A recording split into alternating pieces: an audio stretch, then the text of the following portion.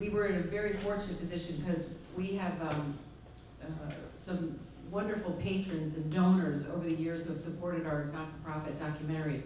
And we were fiscally sponsored for these early projects through Women Make Movies, and which was a wonderful experience, and also Film Forum, which was also a wonderful experience.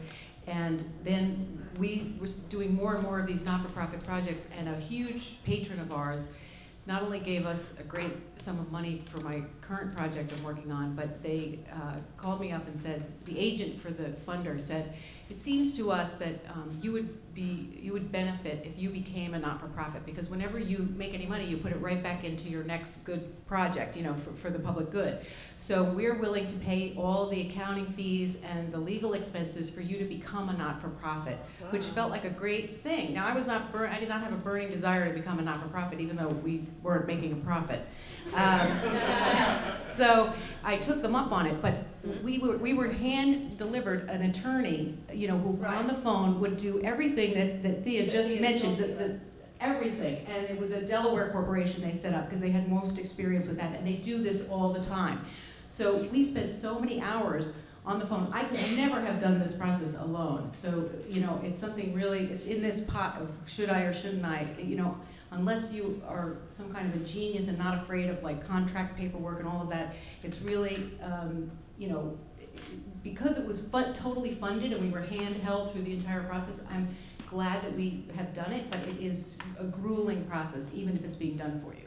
That's one reason that our donor wanted us to become a not-for-profit, because she wanted us to get 100% of the funds that she would give us. And she was giving us sizable amounts.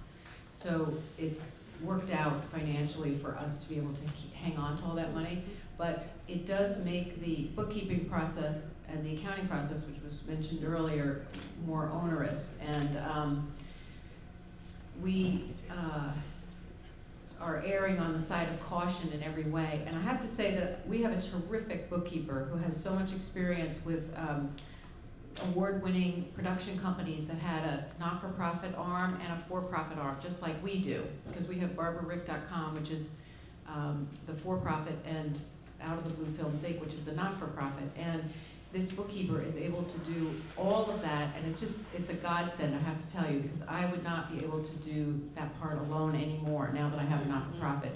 And we do have an amazing CPA, but she's very expensive, and we are getting much less in donations right now, so we're going to go back and use our old accountant that's not a big fancy CPA. There are ways to work within the system and to make it work for you, and as long as, I think, if your intentions are toward integrity and complete clarity with your bookkeeping, like hanging on to all the receipts, being very clear.